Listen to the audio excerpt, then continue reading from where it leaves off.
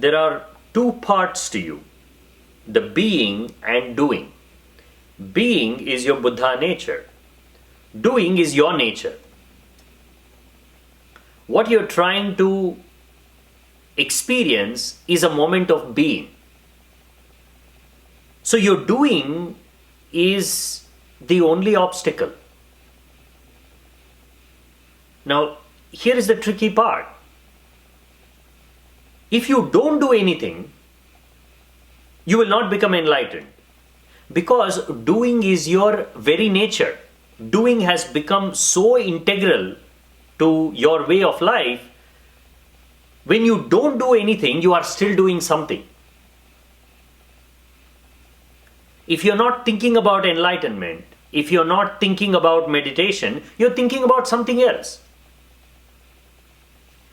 That is why you cannot just say, if I can drop my desire to become enlightened, I will become enlightened. Well, if you drop your desire to become enlightened, you will pick up another desire. You would want to be something else. The trick is to do something that can slowly, gradually lead to non-doing. That is meditation. That is the practice. That is zazen. That is sitting still.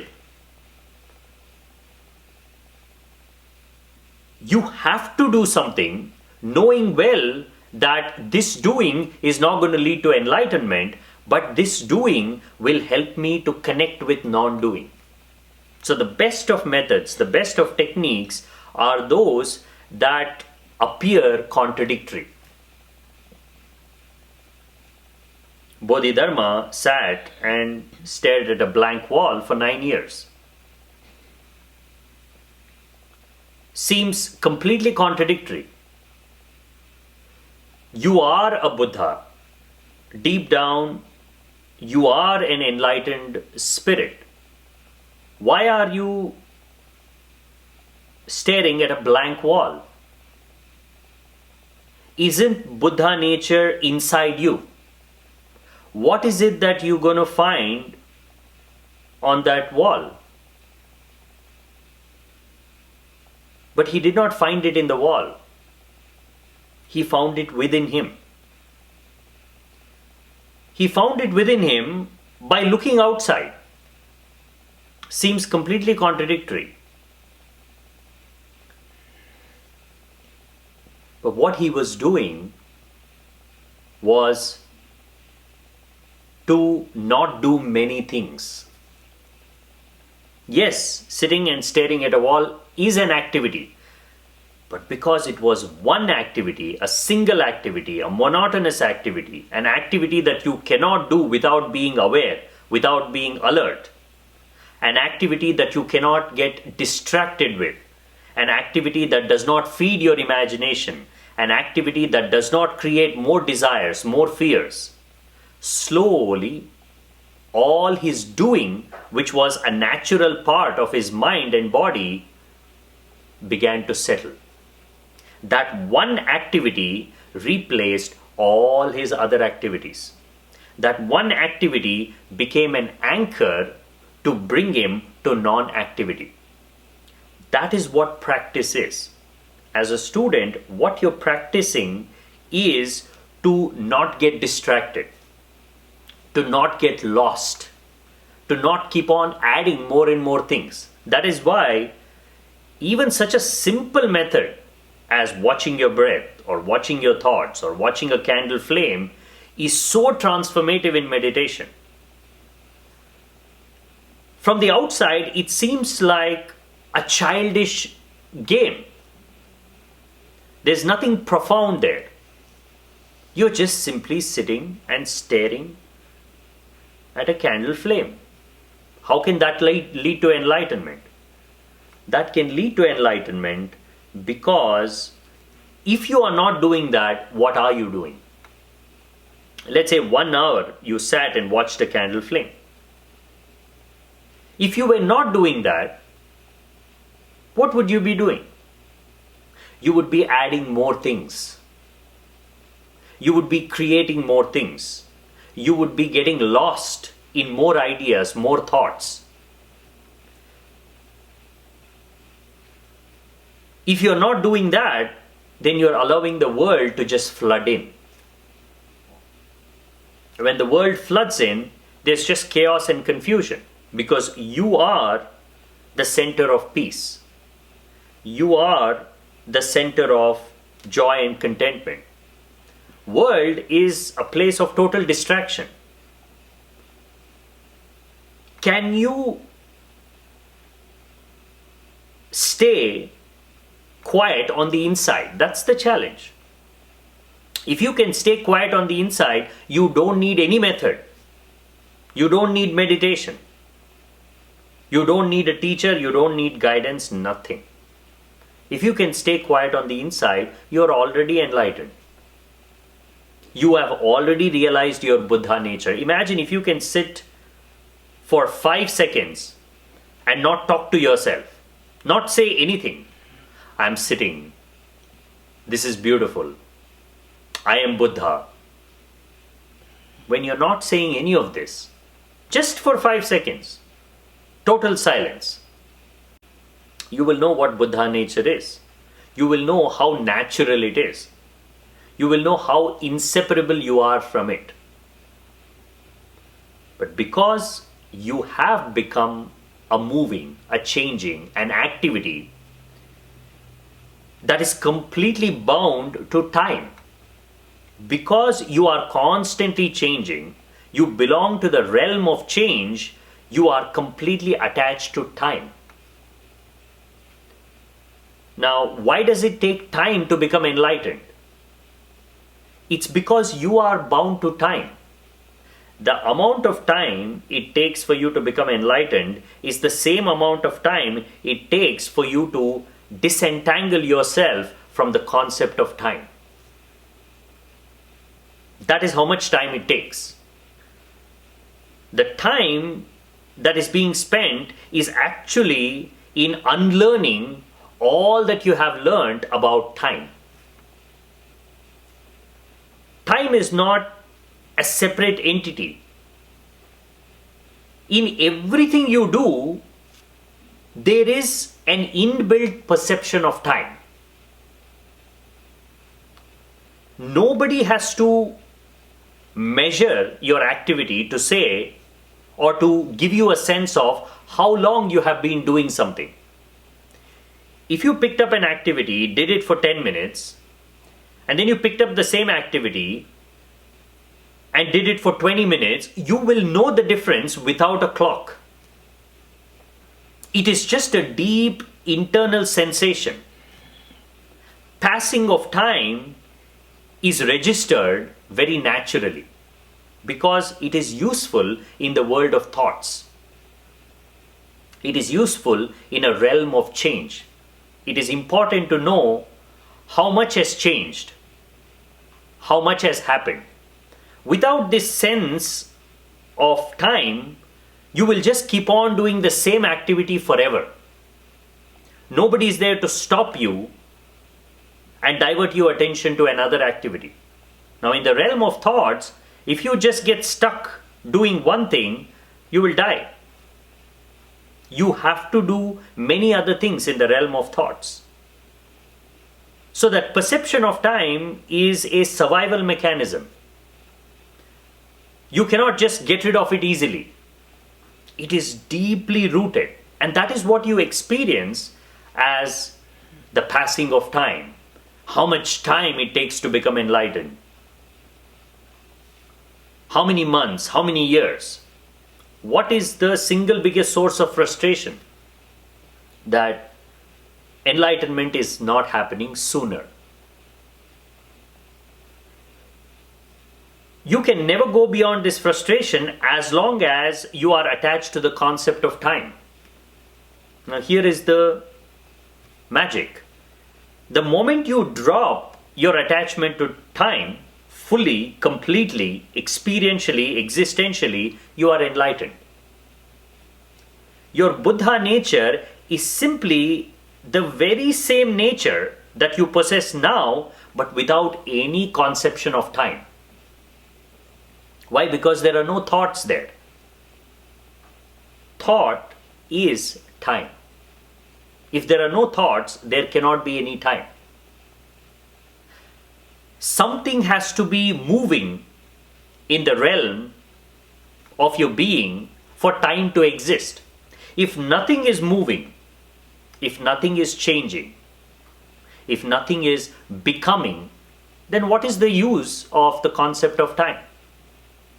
Your consciousness has no conception of time. Your aliveness doesn't even care about time. That's why nature does not understand time at all. You understand time from outside. You look at changing things and you recognize day and night and movement of things and how everything is arranged sequentially, how much time it is taking for things to happen, how long does it take for a sapling to become a plant, to become a tree, how long does it take for a human being to grow up. All these are our concepts, our ideas. Nature, because she has no conception of time, she is not in a hurry to accomplish things, and there is no concept of accomplishment at all. See how many ideas are connected to time. The moment you drop time, measuring progress drops. When measuring progress drops, all ideas of accomplishment drops. You cannot move anywhere. If there is no time, you cannot go to the past. You cannot go to the future. Without time, you cannot help but realize your Buddha nature. What is the difference between the Buddha nature and you? It is time. And it's not a fixed time, it's a relative time. Perception of time is totally internal and subjective. No two individuals ever experience time in exactly the same way. In fact, time is the most vicious divider of experiences. If two people are taken through the exact same experience, at the end of it, when they narrate that experience, how they narrate that experience depends almost entirely on their perception of time.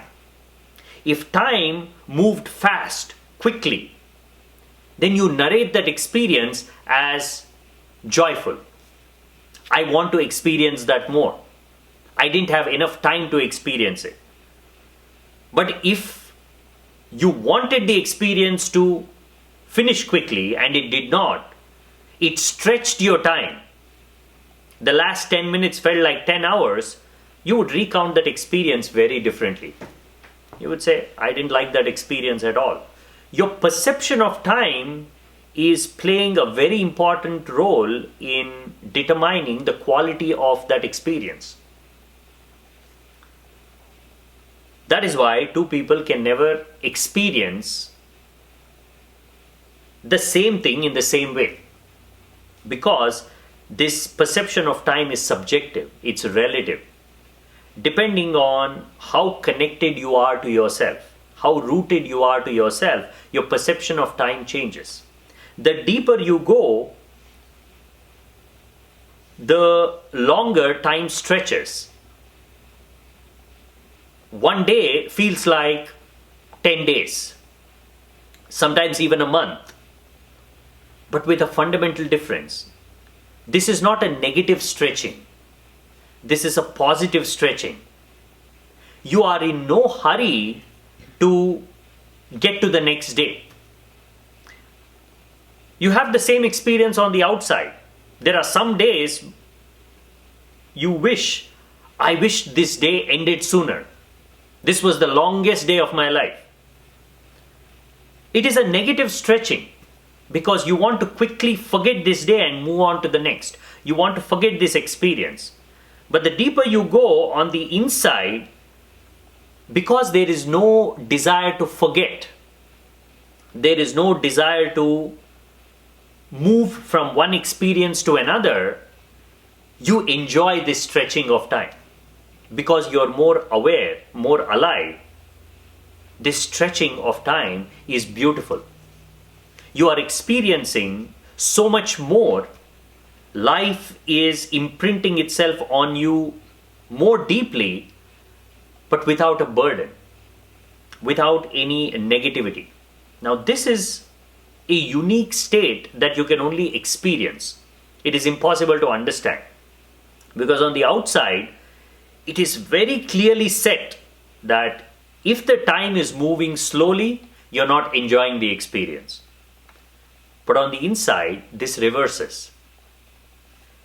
When time moves slowly, you are actually enjoying the experience. You're more connected, you're more rooted. A snail walks into a bar and orders a drink. The bartender, surprised, says, "Hey, we don't serve your kind here." The snail shrugs and replies, "Why didn't you tell me that while I was at the door? It would have saved me a week in travel." It's all relative. Why does it take time to become enlightened? It's because you are a snail. You are attached to a certain way of moving. You are attached to a certain way of doing. The distance between you and enlightenment is the distance between that door and that drink. A human being can take 2 steps and he's there, reached his destination. But a snail probably takes a week. It's the same with the mind. It's the same with the individual. This is why no two individuals can ever get to enlightenment in exactly the same way, in the same time frame. You give them the same method, the same technique. One might take few leaps and get there. Other might move like a snail. Other might be just stuck there, not even move. It has nothing to do with enlightenment. It has nothing to do with your true nature. It has something to do with the way you have attached yourself to certain actions, certain thoughts. And this is not to say that you cannot change this. Now, that is the beauty of meditation. In meditation, you go through a transmutation. When you initially begin, you are a snail. You move very slowly. Meditation seems like a very drawn out, stretched out process. First day when you sit in meditation, 1 hour will feel like a day. It will seem like a punishment. But the same meditation, after a few months, after a few years, it doesn't feel like that at all. Now that itself is a great improvement. Your ability to sit quiet without constantly thinking about time. That is a definitive proof that you are moving towards a more timeless part of your being. The harder it is for you to sit, the more impact there is of time on you. So you are more of you. If you're able to sit without worrying about time, if it is comfortable to sit, that just means you are descending deeper to that place where eventually time disappears altogether. A day will come when you go and sit, you forget all about time. At that moment, when there is no time, you become that timeless entity that you have always been. You simply become what you are.